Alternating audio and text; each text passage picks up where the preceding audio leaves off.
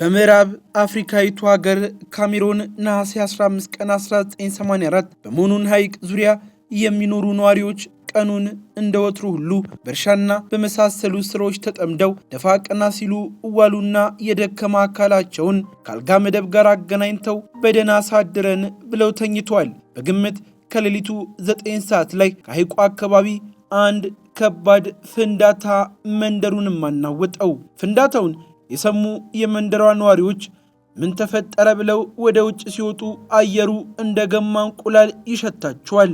አየሩ በአሲድ እየተሞላ ሲመጣ በእጅና በእግራቸው ላይ የቃጠሎ ምልክትን ማየትም ይጀምራሉ። በአየሩ ውስጥም የሚሳብ ኦክሲጅን እየጠፋ መጣናም ታፈኑ። ፍንዳታውን ሳይሰሙ በመተኛት ላይ ወዳሉ ቤተሰቦቻቸውና ልጆቻቸው ሲመለሱ በተኙበት ለመሞት የሚያጣጥሩና እስከ ወዲያኛው ያሸለቡ ሆነውም ያገኟቸዋል።